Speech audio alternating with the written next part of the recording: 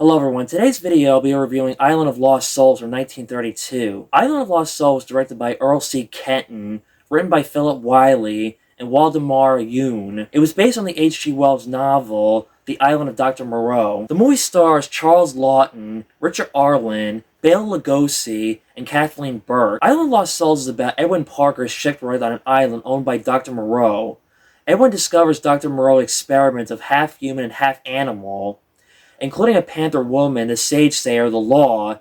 They see Dr. Moreau as a god to the island. The movie was released on December 24, 1932, on Christmas Eve. When this movie first came out, it did not get a good reaction from critics and audiences at the time of its release, and was banned in certain countries. Now in today's modern world, it has gained a cult following. It's become a classic horror sci-fi movie. H.G. Wells, the author of the book, said he did not like this movie at all, thought that the movie missed the point and concept of what the book represented, and yet he was paid $15,000 by Paramount for the book rights. This movie came out before the Hays Code was official in Hollywood, when Hollywood had strict rules on what to use and not to use in movies around that time period. It's crazy to read, despite this movie's bad reception back when it first came out, watch it today, this movie was ahead of its time. It holds up very well. It's a great horror and sci-fi movie.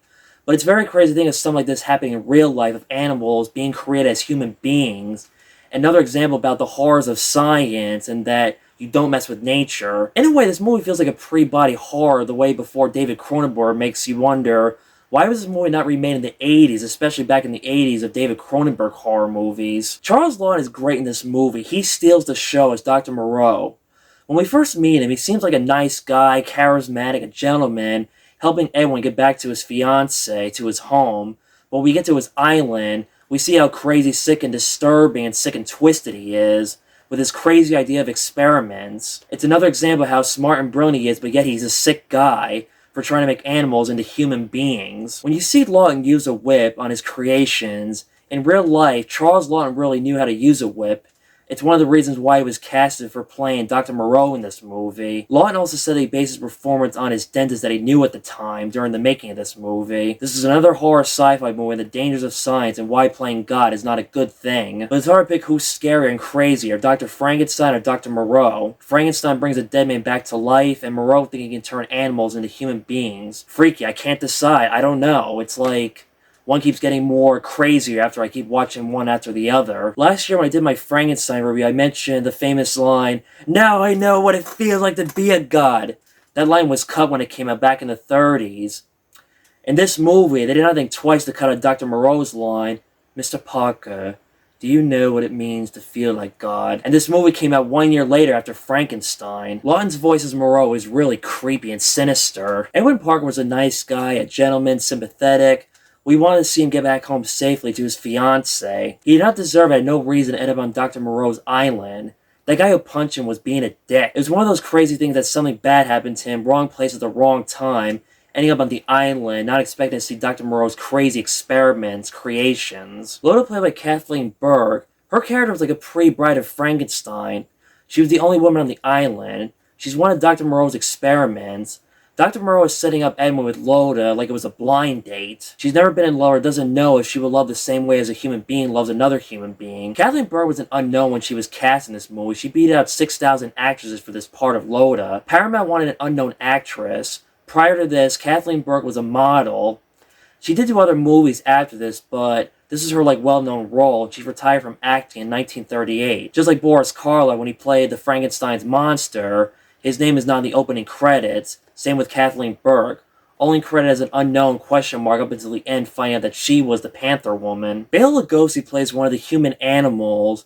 He was cast at the last minute, really needed the money. When I first saw this, I did not recognize him. Rewatching this recently, now I see that it was him, and I had to listen carefully that it was his voice. The reason why he was cast at the last minute is because he needed the money desperately because he was bankrupt around this time period. The rest of the natives were grotesque and disturbing.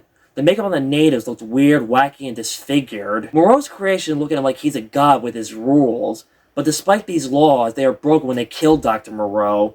They lose in the end their trust and faith in Dr. Moreau because they feel their souls have been stolen and lost from Dr. Moreau. He stole their identity and their souls. The ending is crazy insane. But Dr. Moreau got what he deserved. It was not a big loss when he's killed by his own creations. A YouTuber I watched recently gave a good point how this was pre-World War II, and this movie makes you think how it was relevant a decade later during World War II, how the Germans and Japanese experimented on their own kind and Holocaust prisoners, trying to find a lethal deadly disease virus to create a weapon that could kill and win the war. They also experiment on animals. It's scary to think that. This movie was made by Paramount, but in the 1990s, when Universal was releasing the Universal Monsters on VHS tapes, they acquired the rights to this movie.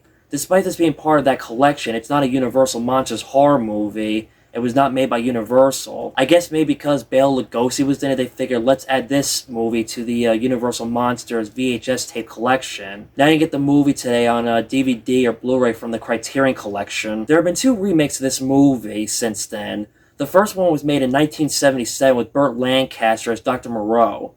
But I've never seen that one. I don't know anything about it. In 1996, it was remade a second time with Val Kilmer and Marlon Brando, which I've never seen, but I've read about and heard about a lot of crazy stories, why that movie did bad, from Val Kilmer and Marlon Brando's behavior, creative differences, Richard Stanley quitting the movie halfway through production, and John Frankenheimer replacing Richard Stanley at the last minute, having a hard time working with Kilmer and Brando, and a lot of studio interference. They made a documentary about the disaster of that movie, which I'd like to check out at some point. As I said before, this movie felt like a pre-Cronenberg body horror.